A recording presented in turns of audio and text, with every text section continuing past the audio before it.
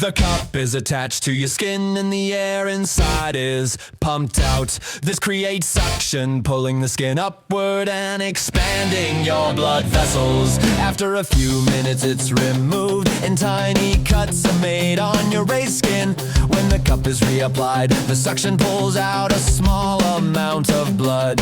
This is supposed to remove bad fluids and trigger feel-good hormones, but the cups can sometimes carry bacteria, and if this gets inside the wound, it could cause a serious infection.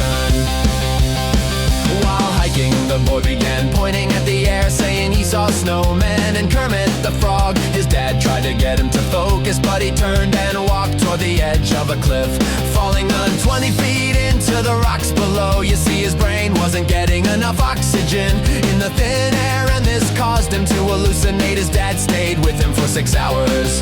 As rescue teams worked to reach them, the fall broke several bones and gave him a serious head injury, but somehow he survived. He weighed over 700 pounds and had just collapsed in his apartment.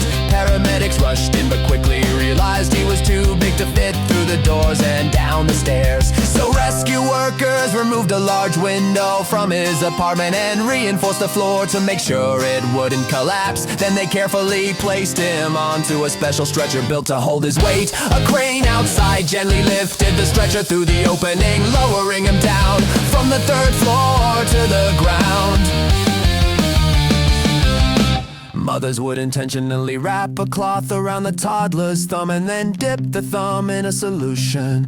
You see, when the toddler gets an urge to put his thumb inside his mouth, the bad taste of the solution would react and the toddler would immediately pull his thumb out. Mothers would repeat this process for weeks. In the end, it wasn't yelling or beating that stopped the habit, but simply a bitter thumb that wasn't worth sucking anymore.